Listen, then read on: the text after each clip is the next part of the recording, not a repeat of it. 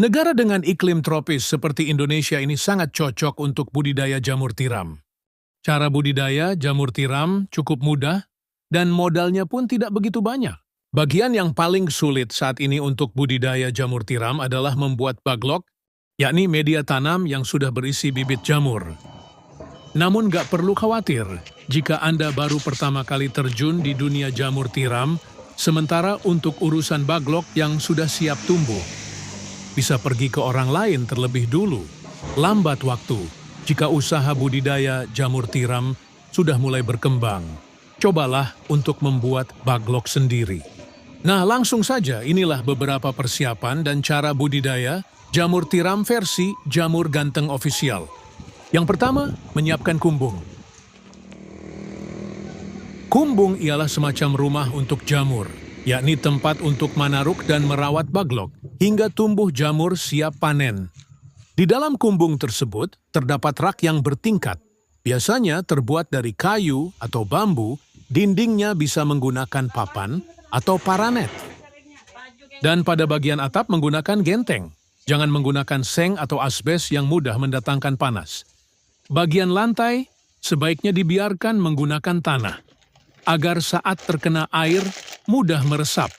Sedangkan untuk ukuran rak, bisa Anda sesuai sendiri tergantung ukuran kumbung dan baglok yang akan dibudidaya. Namun idealnya ketinggian ruang sebaiknya tidak kurang dari 40 cm.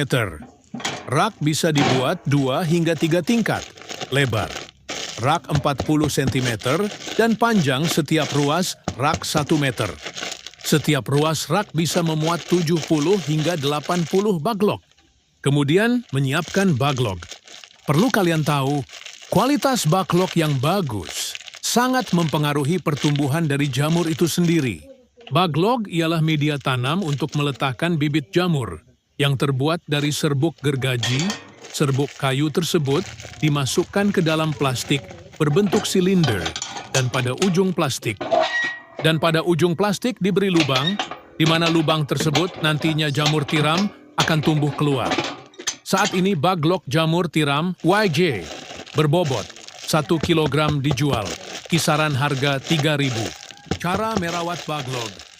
Pertama, silahkan letakkan baglok pada rak yang sudah berada di kumbung. Anda bisa menyusunnya secara vertikal atau horizontal. Jika menyusun secara horizontal, berarti lubang baglok berhadapan ke samping. Sedangkan jika secara vertikal, maka lubang baglok menghadap ke atas. Namun biasanya, untuk para pemula lebih milih untuk menyusun baglok secara horizontal.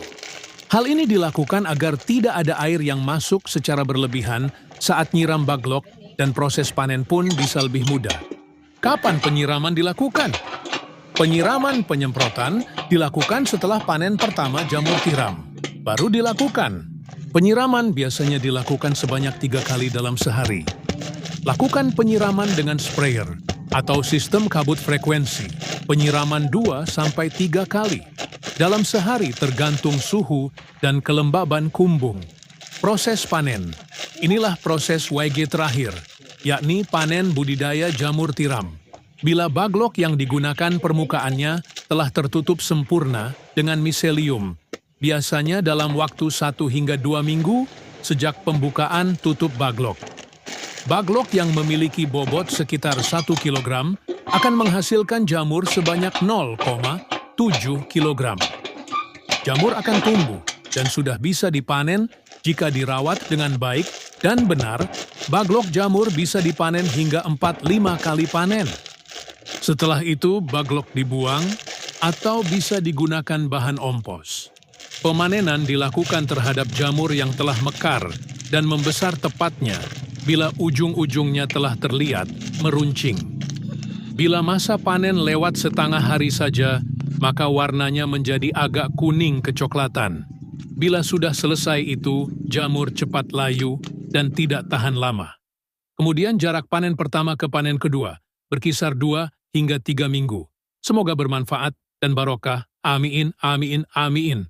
Monggo YJ minat mau usaha jamur tiram, bisa diorder baglok jamur tiramnya via 108 5259 352057 atau via Shopee Yayan Mushroom, gratis, konsultasi seputar dunia perjamuran, tidak usah khawatir, takut gagal siap dibimbing sampai berhasil.